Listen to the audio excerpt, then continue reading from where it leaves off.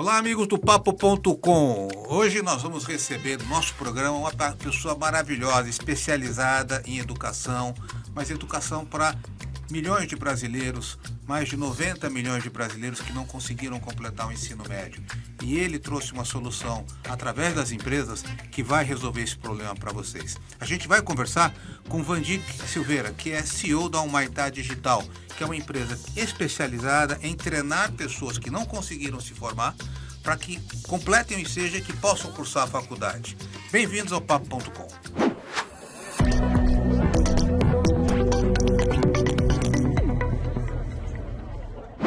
Vandir, você é um cara que é visionário, né? Você viu que existe uma necessidade enorme no Brasil de educação, né? Educação de base. E eu estava até conversando com você, eu tenho um funcionário meu que fez o Enseja, está com 55 anos, passou na faculdade, está cursando arquitetura, tá? E foi uma coisa que a gente fez porque viu um potencial enorme dele. Me conta um pouco da tua vida e como é que você entrou nesse ramo aqui. Bom, Tamer, primeiramente, muito obrigado a você e todo mundo que nos assiste. É um prazer, uma honra estar aqui com você.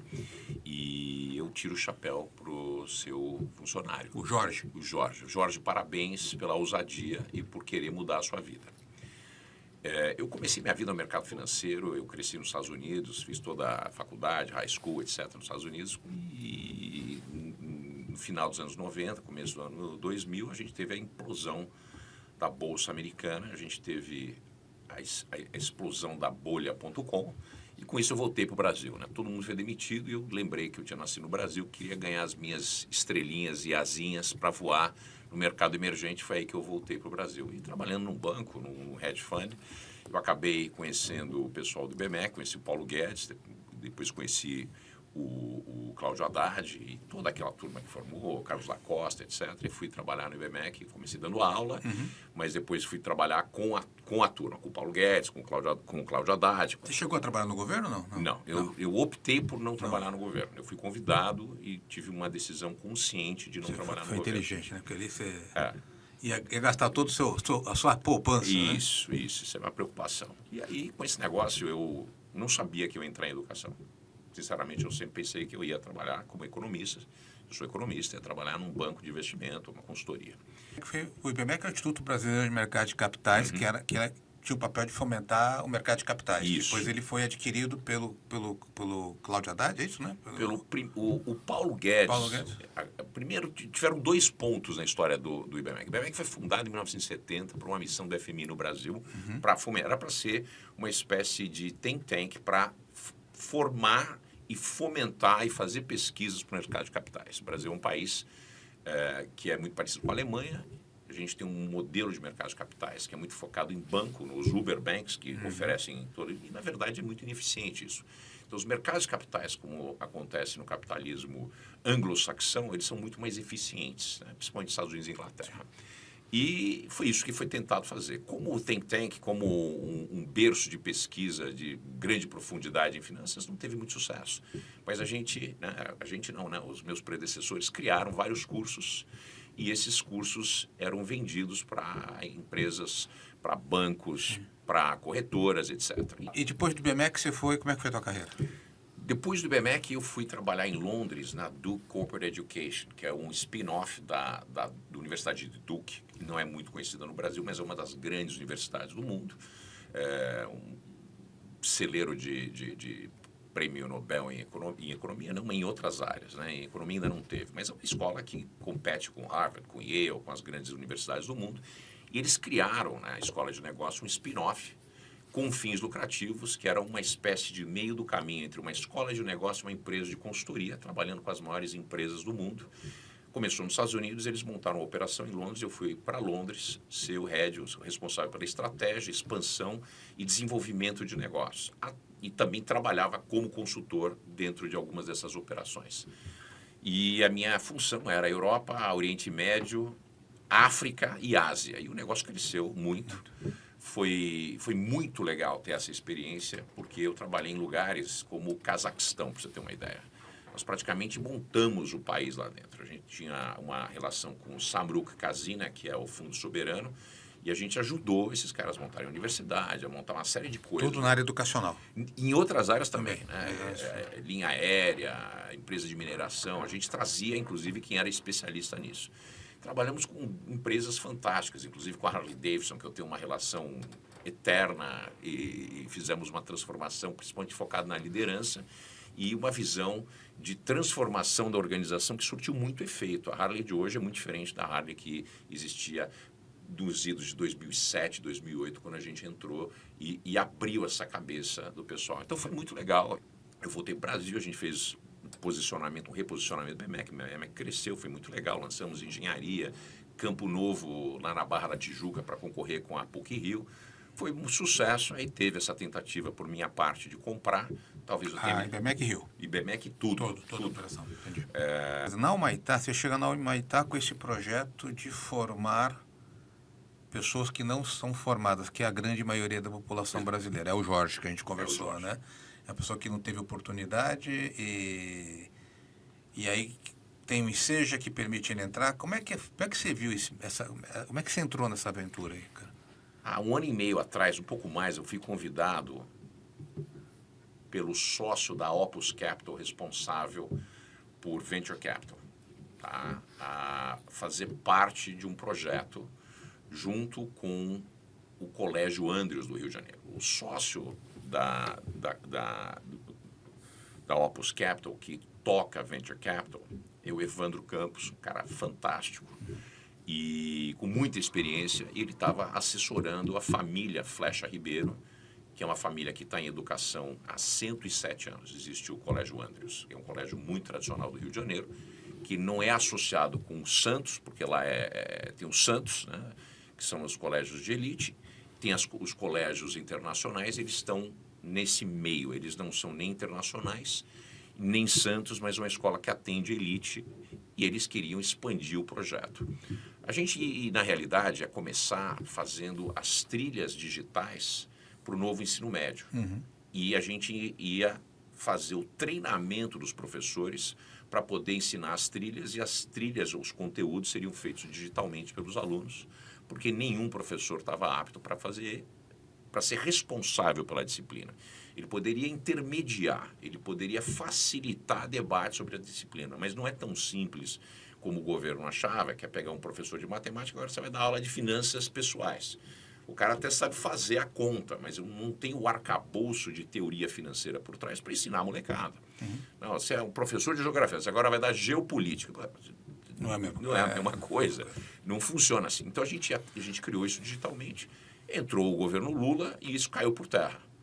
Eu já tinha um sonho, porque eu sou economista raiz, apesar de usar um chapéu de executivo, de botar o terno, eu continuo sendo, e eu uso o meu microscópio para analisar dados com frequência. Eu morei 27 anos fora do Brasil, com idas e vindas, e eu tenho 51 anos de idade. E eu observei muito o mundo inteiro, lugares muito mais desenvolvidos e lugares menos desenvolvidos do Brasil. E tudo corrobora para o fato de que a coisa mais importante numa sociedade que visa o desenvolvimento, que visa a diminuição de desigualdades, é você ter um sistema robusto, rigoroso, de alta qualidade educacional, principalmente na educação fundamental e média. Uhum. É melhor um país ter 100% da sua população educada e muito bem educada em fundamental e médio, do que você ter 50% da população... Que foi exatamente o oposto que os que financiaram aí a faculdade com pessoas sem a base. O Brasil é o maior caso, o sistema educacional brasileiro é o maior caso de transferência de renda do pobre para o rico. A educação concentra a renda, a educação superior. Ela não alimenta uma distribuição mais equitativa de renda. Quando a gente pensa em economês, mas eu vou explicar o que eu estou falando, existem externalidades positivas e negativas. Né? Quando você educa uma população em ensino fundamental e médio, a externalidade, que é aquele efeito de transbordamento, transborda para a sociedade uma população que é capaz de trabalhar em N indústrias, é capaz de ler, fazer sentido, usar tecnologias novas, falar inglês fluentemente, entender como se comunicar com outras pessoas, fazer as contas necessárias para resolver problemas, que são os pontos fundamentais da educação. Tá? E aí tem uma grande externalidade, porque essas pessoas se empregam, essas pessoas se empregando, elas tem uma externalidade positiva. Já a educação superior, ela concentra majoritariamente os ganhos no indivíduo que recebeu.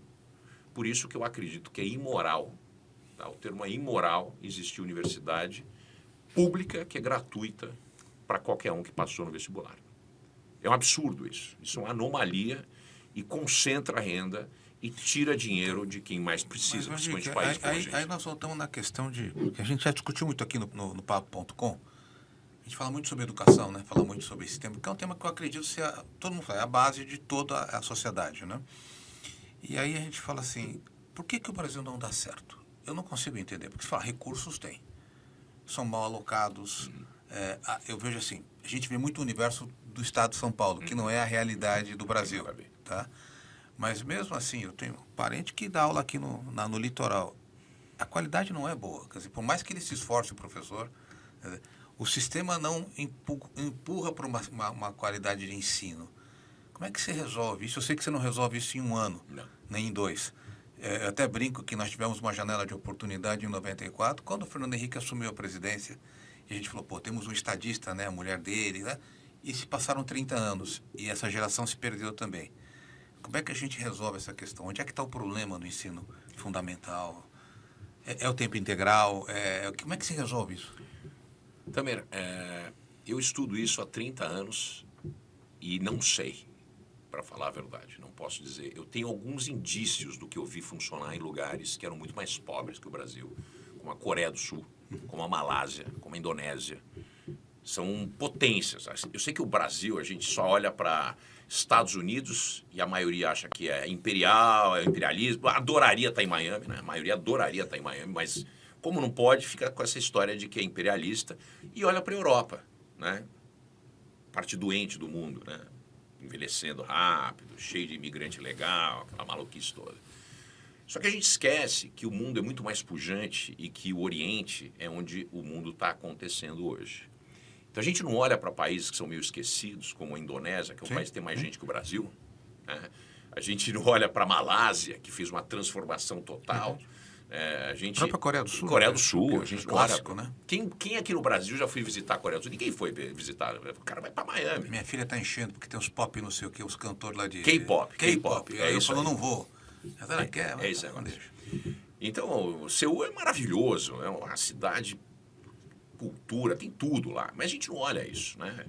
Obviamente a gente sabe da China, porque a gente não pode não olhar para a China, sabia do Japão nos anos 80, depois esqueceu do Japão. China que teve uma transformação monstruosa também. Através da educação, a educação foi a base.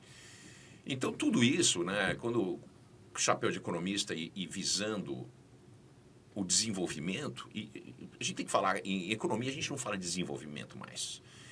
Desenvolvimento, ele advém de aumentos contínuos de produtividade. Se você não tiver aumento contínuo de produtividade, não tem desenvolvimento. É somente a produtividade que é o nome do jogo. Se você tiver aumento contínuo de produtividade, e a produtividade ela vem através de melhorias contínuas nos 3 fatores de produção. No Brasil, a gente não tem um problema sério de produtividade do capital. O capital aqui é produtivo. Da terra, a terra brasileira é altamente produtiva. Onde é que está o problema? É o 3º fator de produção, que é o capital humano. Nós temos o pior capital humano do mundo. E eu não falo isso com desdém. Você está exagerando. Do mundo, cara? Do mundo. Não é possível que não tenha ninguém pior que a gente. Um dos piores, né? Eu digo que é o pior, sabe por quê que eu digo que é o pior? Porque quando a gente compara o que a gente gasta em educação, a gente gasta mais do que a média da OCDE, os 38 países mais ricos do mundo. E nós temos a antepenúltima performance na prova do PISA, que é uma prova que acontece a cada 2 anos para pessoas jovens de 15 anos, para medir 3 áreas. Leitura, compreensão de texto, matemática e ciências. São essas 3 áreas. O Brasil não consegue sair da última, penúltima ou antepenúltima colocação desde que iniciou o PISA. Só que a gente gasta muito mais do que a média dos países mais ricos. E a gente tem uma taxa de produtividade real do trabalho, que é a taxa expurgada, né, a quantidade de produção que acontece por hora ao longo do ano, expurgada da inflação. A gente tem uma produtividade que não cresce desde o final da década de 60. Tem alguns picos e cai. A média é muito ruim. Ou seja, nós estamos perdendo gerações atrás de gerações com... Por isso que eu digo, é o pior que tem. Porque para fazer o que a gente faz hoje, não precisava gastar o que a gente gasta. Só que a gente gasta errado. E foi isso que, com a Humaitá Digital, a gente tenta corrigir no Brasil, que é um ensino médio onde tem o grande gargalo. O que acontece? No ensino médio, a gente tem uma evasão gigantesca. Essas pessoas ou se evadem por razões econômicas, na maioria dos casos. No caso das garotas, é que a gente não vê o Brasil, né? A gente acha que a gente vê... tem muita gente que fala para mim, não, eu conheço o Brasil, eu já fui levar minha empregada lá na casa... Cara, a empregada ganha 3 pau por mês. Ela não é... A empregada, ela não é o Brasil. Por mais que seja mais pobre o lugar onde a empregada mora, não é o Brasil. 75% da população brasileira vive com menos de R$1.000 por mês. Você nunca viu um brasileiro. Aqui, quem está em São Paulo, nunca viu um brasileiro. Então, quando a gente olha para essa situação caótica, né, porque isso é caótico, a gente sabe que o cara não pode ter uma educação de primeira linha porque nem chega o professor lá. E fora que o Brasil é continental. Né, e fora que as diferenças entre os estados e regiões, elas são brutais, são diferenças mais marcadas do que a gente tem com certos outros países. A gente tem mais pontos em comum com a Espanha, com a Itália, com a região da Flórida nos Estados Unidos, que a gente tem com áreas do Brasil, como o norte do Brasil. A elite brasileira. Sim. A gente se conhece, a gente se reconhece, a gente gosta das mesmas coisas. A única coisa que nos une é que a gente fala português, mas é muito distante essa realidade. Então a gente gasta por ano cerca de 15 mil, quase 16 mil reais no ensino superior público, só que a gente gasta 3.500 reais para o ensino fundamental e médio. Quando a gente gasta em linha para o nível superior para os países mais avançados, a gente gasta menos da metade, que é 8 mil e poucos dólares, para as crianças e adolescentes. É R$3.500 contra $8.000, é isso? Não, 3.500 dólares contra $8.000. Contra $8.000 dentro do mundo de educação fundamental e média, e é em torno de 16... Não, mas, cara, aí eu não entendo. Por quê? Porque você está fazendo um diagnóstico que parece claro. Vamos inverter essa pirâmide, vamos inverter esse... E passam governos e não se faz nada. Mexe com essa turma. Eu vou contar outro segredo para você. Eu tô doido para falar da Humaitá, porque a gente chegou lá, né? Porque a gente vai chegar lá, daqui a pouco eu encontrei um buraco lá e sugeri, porque faz muitos anos que eu queria poder fazer algo para quem eu não atingi com o IBMEC. A turma que fez IBMEC, ela ia ter sucesso, mesmo que a gente não existisse. É o topo da pirâmide. É o topo da pirâmide. A gente ajudou, sim, mas esse cara ia ter sucesso. No caso da Humaitá, nós queremos pegar quem existe já no Brasil. 53% da população adulta, 90 milhões de pessoas, uma Alemanha inteira, não tem ensino médio. E o ensino médio, onde está a base da força de trabalho.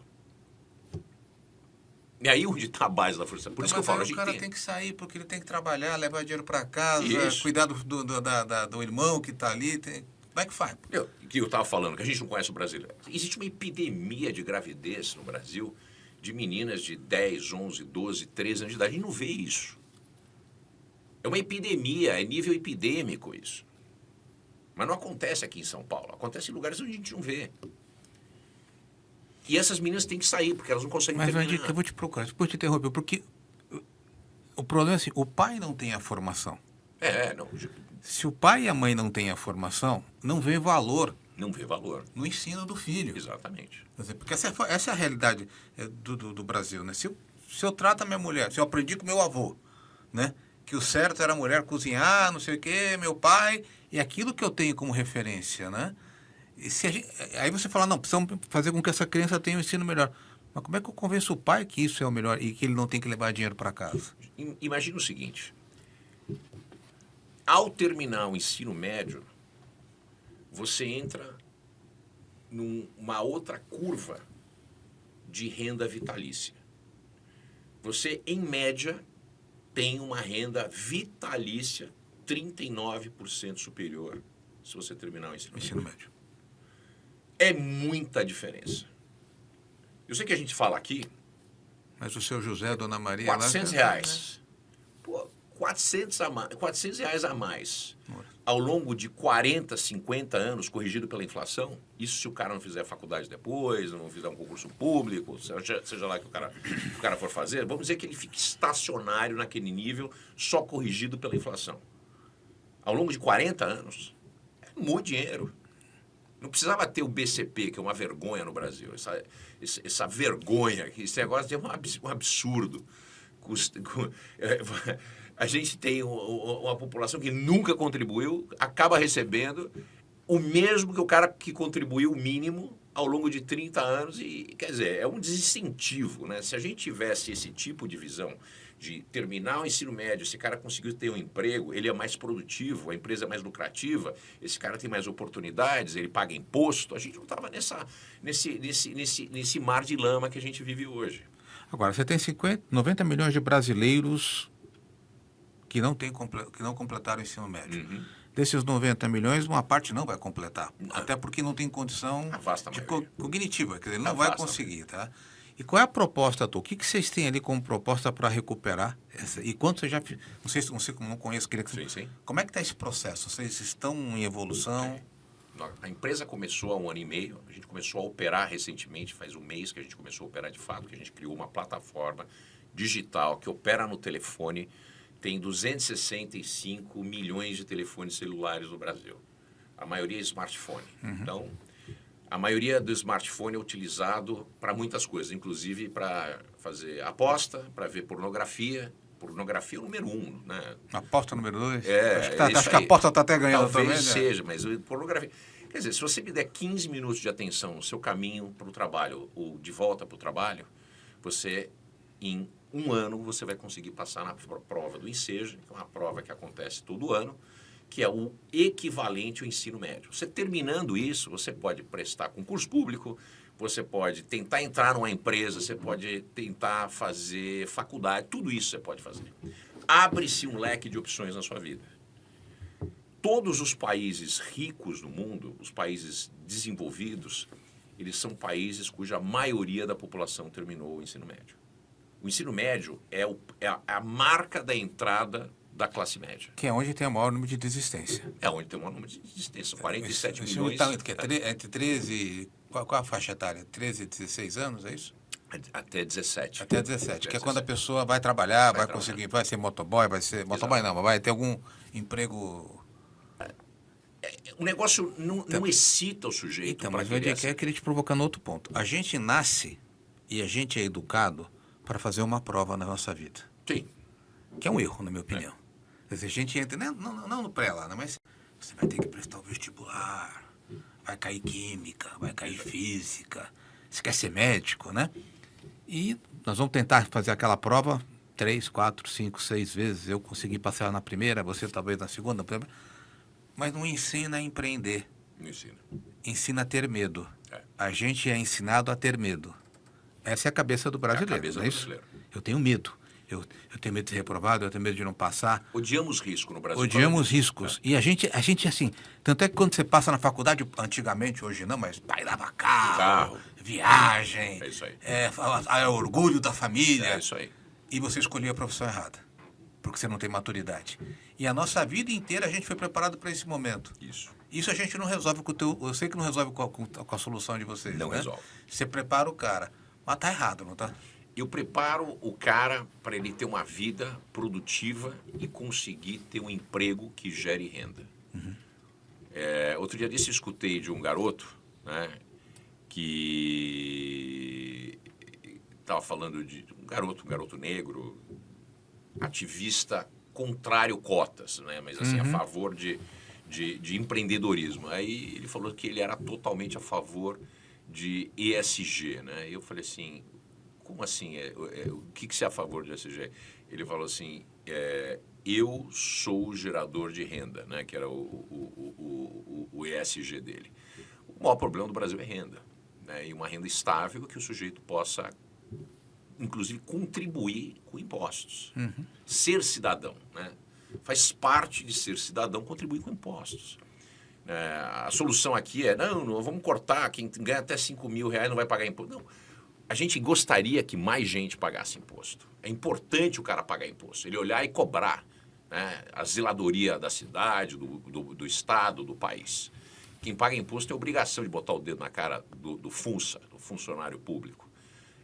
Botar o dedo lá e falar assim, não está bom, eu exijo que seja melhor, porque é funcionário mesmo, é prestador de serviço. É assim que tem que ser tratado. A gente tem que ter a rédea do país na nossa mão. A gente não pode ser subjugado por uma classe privilegiada de pessoas que nem sequer são demitidas por prestar um serviço de péssima qualidade. Não, mas você se lembra? Eu me lembro quando se tentou fazer algum tipo de avaliação dos docentes, Sim, acho que foi o Serra, né? escândalo, Foi o foi governo escândalo. Serra, não podemos, não sei o quê. Quer dizer, houve uma reação. Eu acho que o funcionário público é importante, só que ele tem que ser avaliado. Ele presta serviço, ele tem que ter um plano de carreira, Isso. né? A sensação que dá é que eu vou ser funcionário público para ter estabilidade. Ninguém pode e me imunidade. tirar. Imunidade. E quando deve ser ao contrário. Você vai ter estabilidade, ok, desde que você tenha uma performance. E isso vale para os professores, né, no ensino público. Né? Ó, eu vi uma estatística, eu não sei, essa é uma estatística mais antiga, mas assim, mais de 30% dos professores da rede pública do estado de São Paulo não tem ensino superior, é magistério. Magistério. Ele não pode ser tratado dessa maneira, né? E diz uma coisa, não, Maitá, vocês vão educar via plataforma para pessoa física, a pessoa pode entrar, se cadastrar? Não. A gente trabalha no B2B e no B2B2C. Nós trabalhamos com as maiores empresas empregadoras, tá certo? Essas empresas nos contratam, ou elas pagam, ou elas abrem a porta para os funcionários não pagar, ou pagam um pedaço a empresa, um pedaço os funcionários. Nós só trabalhamos com B2B. Nós trabalhamos com uma plataforma também, que para mim é muito importante, que a gente chama de confessional. As igrejas, principalmente as igrejas evangélicas, que concentram mais de 50 milhões de brasileiros, e tem uma população que é mais do que a média, não terminou o ensino médio. Então a gente distribui através de parcerias com igrejas evangélicas para o público dessas igrejas. E quanto custa o treinamento? Olha, em média... Eu estou fazendo as perguntas que as pessoas que estão assistindo, assim, se eu quiser fazer. Em média, R$90 por mês. R$90 por mês, certo? No entanto, se uma empresa compra e a gente tem um número de licenças, esse valor cresce, esse valor cai de uma maneira bastante brusca, tá certo? Nossa meta é, em 3 anos, chegar em 1 milhão de alunos. Com 1 milhão de alunos, nós vamos ter impacto no PIB.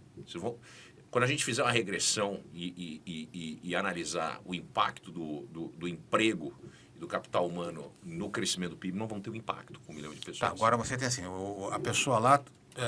eu queria entender um pouco a dinâmica. Eu trabalho numa companhia, a companhia compra esse pacote de cursos e eu faço uma prova para saber em que nível que eu estou? Sim. É isso? Como é que funciona? Porque você deve ter várias fases, né?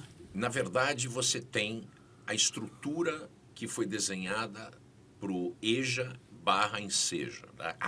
A EJA e a Enseja, que é a Educação de Jovens e Adultos. São diretrizes do MEC e que as secretarias estaduais podem modificar levemente dentro de cada um dos estados, tá certo?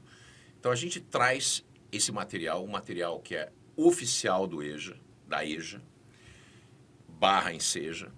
Então, as pessoas vão cursando isso e vão fazendo aulas de 15 minutos dentro da plataforma. Começa com o professor... Mas tem um nível que ele já começa... Ele tem que começar do nível... Começa... Ele não pode entrar na metade. Aí Ele pode... De repente, o cara já fez 2 anos de ensino médio. Tá. Então pode vai fazendo os simulados. A gente tem um banco de simulados. A gente sabe onde o sujeito tem dificuldades. Certo? Se o cara já passou... Outro ponto. Na Enseja, na prova da Enseja, se você não tem ensino fundamental, mas você resolveu fazer o curso preparatório com a gente e você tem condição de passar na prova, você tem equivalência de ensino médio. Entendi. Então, tem gente nessa situação também. Então, conforme o sujeito vai fazendo os simulados, a gente sabe onde ele está, onde tem problema. Então, a pessoa pode usar a plataforma de uma maneira muito fluida, porque tem... A beleza da plataforma é que tem aula sempre com o professor, muito estilo cursinho, aquele cara descolado. Professores interessantes, que pegam a atenção da pessoa. Só que da mesma maneira que você tem um leque, quando você tem essa primeira aula, você é convidado pela matéria para ir buscar outros componentes que constituem uma construção do seu entendimento e da sua educação. Então você parte para um vídeo... Soft skill, Exatamente. as coisas que não são... Exatamente. Aí você vai assistir um vídeo, aí naquele vídeo você vai assistir por exemplo, um podcast que nem o nosso. Então, tudo aquilo a inteligência artificial coloca dentro da disciplina e tem as relações com várias áreas. Então, quando você estuda, por exemplo, geografia, e você está falando da fronteira tríplice, automaticamente a gente já fala da Guerra do Paraguai para que o sujeito tenha uma visão de geografia, história, geopolítica, que não seja a educação que você e eu tivemos, que é um negócio absolutamente inerte. Você estuda geografia e você tem que pensar na geografia só pela geografia. A história... Tabela periódica. Periódica. Traumatizado com tabela periódica. Até hoje eu cara, sou. Né? Até hoje eu sou com esse negócio. Então a gente trabalha com essa população, com esse pessoal, através dessa plataforma e dessa maneira eles vão trilhando a plataforma. Então, outra coisa importante. Mas esse caminho é o mesmo para todos? Quer dizer, para todos. Ou você tem algum tipo de customização de acordo com o perfil? Você pode escolher a disciplina que você vai fazer lá dentro também. Ok. Cada pessoa tem a sua maneira de fazer. Outra coisa interessante, nós temos uma inteligência artificial dentro de cada disciplina, que qualquer parte da disciplina que você tenha dúvida, você pega uma lupinha que está dentro da plataforma, você coloca na palavra e ele cria um mapa mental. A gente chama de mapa mental, mas na verdade seria até a cola. O cara, não que ele leve a cola para fazer a prova, mas que ele pode, se ele estudar com aquilo ali, eu espero que não estude só com esse tipo de coisa. Mas a gente até pensou, assim, se você é realmente vagabundo, não quer estudar de jeito nenhum, pelo menos... Vamos usar a expressão. Pelo menos não gosta de se dedicar ao estudo. Meu pai me chamava, como é que era? Eu era vagabundo e tinha um outro termo que eles usavam para mim, eu era... Indolente. Nunca mais usei. Esse é o termo que não usa mais. Pois é, então se o cara é... Indolente, não dedicado aos estudos, o cara pode estudar por essa colinha aí que é... Mas aí é ruim, não é? Porque ele terrível. vai passar e não vai saber nada. Esse é o problema do brasileiro. Mas no final das contas, se ele tiver o tempo de se dedicar, é perfeito, porque ele não precisa se dedicar muito tempo. Ele pode se dedicar no seu trajeto momento. Trajeto para a escola, ou trajeto para o trabalho. 15 minutos, se o cara fizer 15 minutos. Ele tem que anotar, não? A aula ele vai fazer ou é tudo no vídeo? Tudo digital. Ele pode anotar digitalmente. Quer dizer, se ele quiser escrever, se ele quiser imprimir tudo, ele pode imprimir tudo. Eu espero que não faça isso, porque a plataforma é muito autocontida. Né? Ele leva para onde ele está. E quantas... Já tem um histórico? Já tem. Agora já temos, nesse momento, cerca de 1.600 pessoas fazendo. Já fazendo. Mas assim, a gente vai... Aí eu vou te provocar, posso? Pode, por favor. E você não vai fazer nada disso por social para as pessoas que não estão empregadas? Porque tem gente que não está empregada, né? Pelo que eu vi, você falou, se o cara está numa empresa, ok, e a empresa contratou, mas eu não consegui me empregar e preciso me qualificar. Vocês não pensam em fazer alguma coisa através da igreja, você falou, ou através de outras entidades? Primeiro, já existe, né, várias escolas e o sistema público, inclusive até o Senac oferece o preparatório para o Enseja. Isso já existe. A qualidade é muito inferior ao que a gente oferece. A plataforma é muito inferior tecnologicamente falando, mas já existe o gratuito. Sim.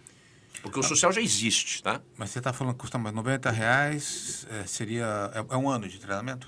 Depende, tem gente que pode fazer em 3 meses, aquele caso que eu... Da pessoa que está... Mas e o cara pode demorar mais tempo, até passar vamos imaginar que ele vai gastar R$1.000 para fazer esse curso, um Sim. ano, é isso. R$1.000. Mais ou menos isso seria a média. Para quem está nos assistindo, para ter uma noção, tá? Exatamente. A empresa pode pagar metade, você metade, ou a empresa pode oferecer isso... Agora vamos dizer o seguinte, emprego, a gente fechou um contrato recentemente que nós vamos colocar cerca de 3.000 pessoas.